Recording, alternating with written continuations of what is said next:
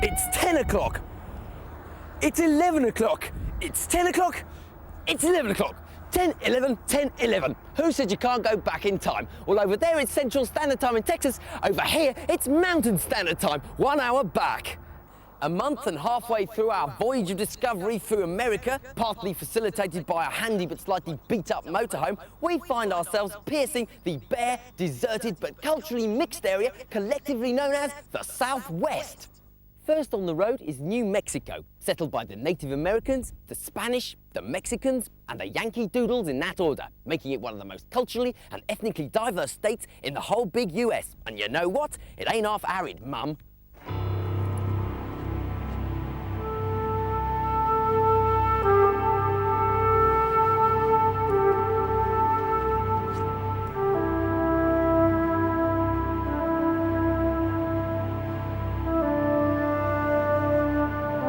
Oh, heat dry out thy brains. Yankee Doodle Dan brings you, the viewer, to the edge of the world. Actually, it's not the edge of the world, it's White Sands Desert in New Mexico. The desert's composed of dunes, the dunes are composed of gypsum, and the gypsum comes from the surrounding mountains.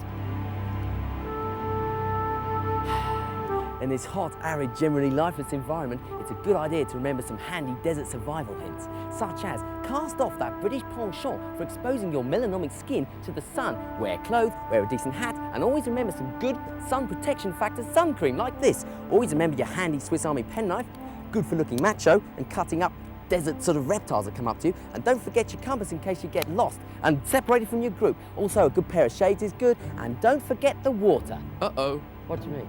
For we had forgotten the water. It's amazing that anything at all survives in this harsh habitat.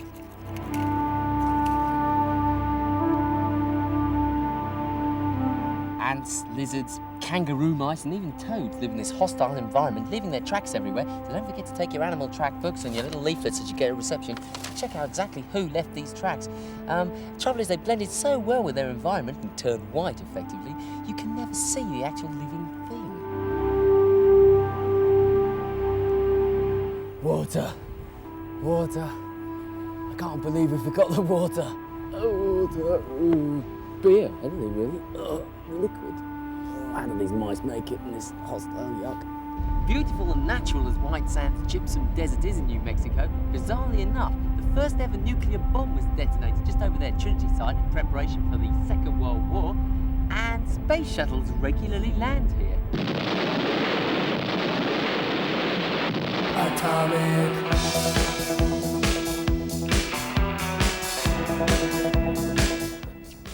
Hello peeps, I'm standing in front of a B-29, the type of bomber that dropped the first ever atom bomb. And it's here at the National Atomic Museum, Albuquerque. Oh no, not another boring museum, Dan. Well, that all depends whether you're into weapons of mass destruction or not, boys. Cruisers this big then? Well, this is... They're just plane, they're the same size as a plane. They are very phallic missiles, definitely. Yeah. And these are all nuclear, they would all have nuclear been... capable, yes. Every one of them had a warhead of one type or another. Do you think these are toys for boys? How many women tourists do you get? Surprisingly, we have a fair number. A lot of them, I have to admit, are wives that are accompanying their husbands. It's probably more of a... macho thing, isn't it? In the 1950s, they had this thing called MAD, Mutually Assured Destruction. And this was the days of the city busting theory. Right. You drop one on Washington, we'll drop one on Moscow. You drop one on New York, we'll drop one on Leningrad. And it was that kind of weapon that was, you know, considered for that type of use. We're standing in the bomb bay of a B-52. Big, wasn't it? Yeah, it certainly was, and still is. You could put either nuclear weapons in here in varying different sizes or types. Or you could house about 300 families in it. Could be, have a dance in here. Yeah. Well, this is a weapon casing of the first atomic bomb that was ever dropped. It was called the Little Boy. A B-29 called the Enola Gay that was named for the pilot's mother, Enola Gay Tibbets. And you got Fat Boy over here that was on top of Nagasaki. Okay. Don't you think you overdid it a bit? And do you think both of them on Japan, it wasn't sort of getting your own back for Pearl Harbor? I don't think that was the intent. I really think the intent was to try to bring the war to a close and try to avoid, in looking at it from our standpoint, the loss of a lot of American lives and a lot of American blood. I noticed you patting the bomb. That's what saved our life. I was over in Mukden, Manchuria, a prisoner of war. What do you think about this bomb? I like it. I like it. That's what saved our lives. Do you think so? Oh, yeah, because we were scheduled to go out on small details and be shot. You were scheduled to be shot? Yeah. With 2020 hindsight, are you glad we split the atom? What with all the waste problems? Well, I think it's certainly a challenge. I think there is a tremendous potential there for the use of atomic or nuclear energy in the peaceful arena. So when's fusion going to start? Tell me, when are we going to get fusion off? Well, my crystal ball is somewhat cloudy on that, Dan.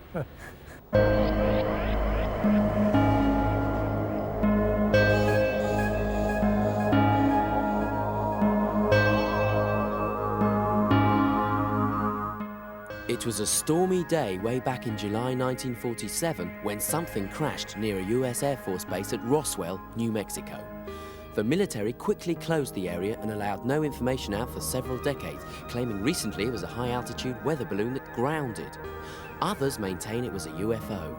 It became known as the Roswell incident, and suddenly Roswell, New Mexico was strange lights in the sky central. Now they're UFOs. Nobody calls them flying saucers. UFOs. Aren't they UFOs? UFOs, yeah. John and Ralph set up a museum dedicated to the unexplained. Ralph was 11 when he and his mates saw something odd. And we were playing in the field. Playing like you do. Looked up and all of a sudden there were 3 flying saucers traveling in a triangle like this, 3 of them. Just like that? And they disappeared. I think the main reason we probably have so many sightings in New Mexico, back especially in the 40s and 50s, probably today we have no more than anywhere else, but back in those days, New Mexico was the home of the 509th, the only atomic bomb wing. We had Los Alamos Labs, White Sands Missile Range, where they tested and developed the atomic bomb. And we had Sandia Labs and Kirtland Air Force Base. There was so much top secret stuff going on here in New Mexico back in those days. If you have an intelligence from another country or another world, it seems to be our technology they're interested in. But why would they want to look at our bumbling technological advancements? I mean, they're presumably light years ahead of us. Well, they probably are. Maybe they're looking at us like you and I look at an ant bed. Alien reconnaissance craft or Christmas tree bauble? Stealth bomber or black fuzzy blob? Who can tell? It comes down to gut feelings and hunches. My father always accused me of having an obsession with it, but I don't think it's as much an obsession as it is the fact that I know that there's a truth about all this stuff out there somewhere, and I'm tired of hearing all the lies about it. There's a couple of buildings out there on the center that they don't want anybody going near. And they don't want people standing around. Who don't want? The military? The military. Well, we are convinced that the military covered up something that happened. Now, to get into the details of what happened, you can get a lot of theories on that, but they did cover it up and threaten an awful lot of people about it. Can you assure me now that all the residents of Roswell are humans? Well, This is Saturday. This is 6 o'clock on Saturday, and there's no one around. I'm just wondering if they've all been abducted. I don't know. Okay. Keep repeating that phrase. I'm getting a bit worried. We gotta go. Oh, sure. No, it's not. They're supposed to be everywhere, hovering, and you've got a nuclear test site just up the road. Well, I've never seen any. You must have done. Nope. The only one I've seen is in there. You promise you're not an alien? And it's a model. Oh. Are you gonna go now, aren't you? Yeah. You all go. You are aliens. Bye. They are. Space baby found in jungle. Look, what do you think about that? ours is better looking. Definitely. Weird. What do you think? I say they make news if they don't report it.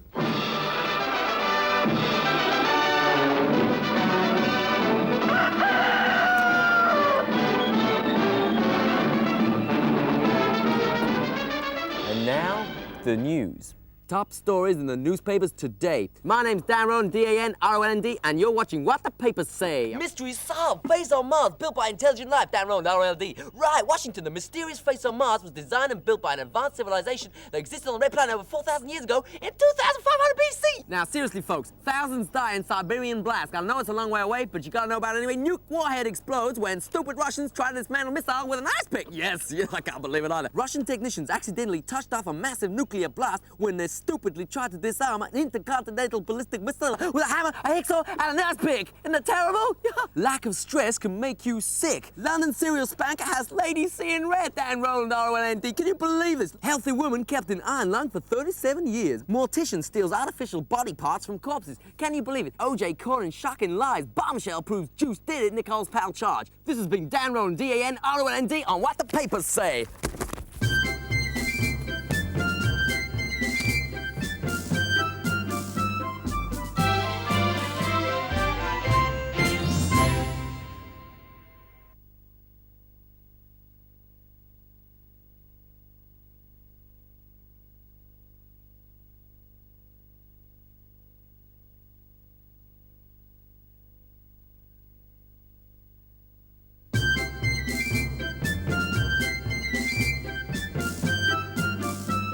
Few lights mean low light pollution. High altitudes and dry weather mean stable atmospheric conditions. In other words, New Mexico in America has the best climate we Earthlings can find for stargazing. Sunspot Observatory has one of the largest telescopes in the world.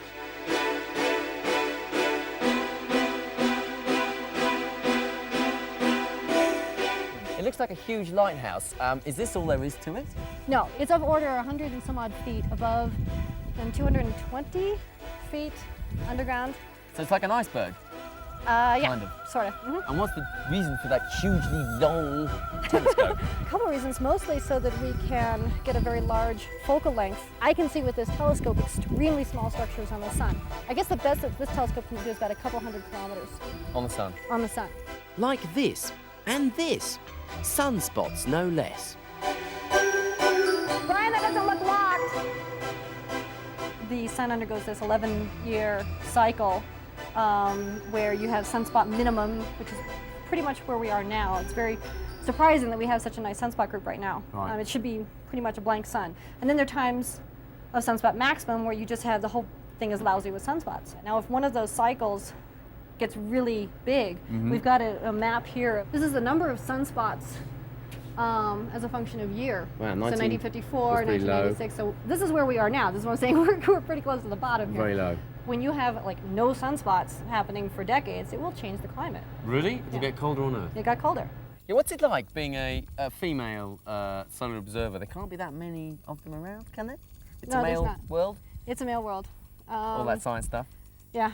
So- But I don't know why, because I know a lot of women who are very good. Do you find that a lot of the guys that are involved, the technical people, do you find them a bit geeky or nerdy, perhaps? I'm a geek. I'm a nerd. I don't care. Don't wear glasses like some of us.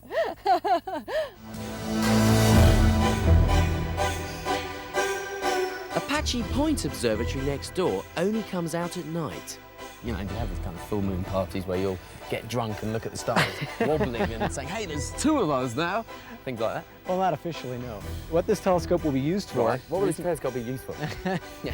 This telescope will be looking all over the sky, looking at various standard stars, stars of known brightness, known color. Okay. And why? What's the point if you already know about them? the way this telescope works, the 3.5 meter works, is people operate it over the internet. And so our observers don't actually come to the site in most cases. Right. They stay in their office in Princeton or Chicago or University of Washington just in plug Seattle. in. They just dial in over the internet, and there's a graphical interface, and they just tell the telescope what to do, and Technology. it goes. Yeah, It's it's incredible, fabulous. really.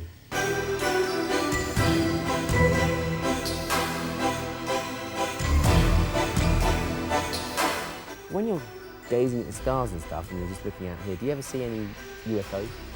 I've never seen a UFO. How about any of your mates? Never seen a UFO. I've Never. seen lots of meteors, lots of interesting things in the Are you sky. trying to say that people who see UFOs are really seeing things like Venus and meteorological strange things? Probably. When's the last time you spotted some new quasars? Well, 2 nights ago. No! Did you ever get to thinking about, you know, the whole of everything and evolution and why? And... Well, sure. Well, what's the answer then? Well, I don't know. Oh.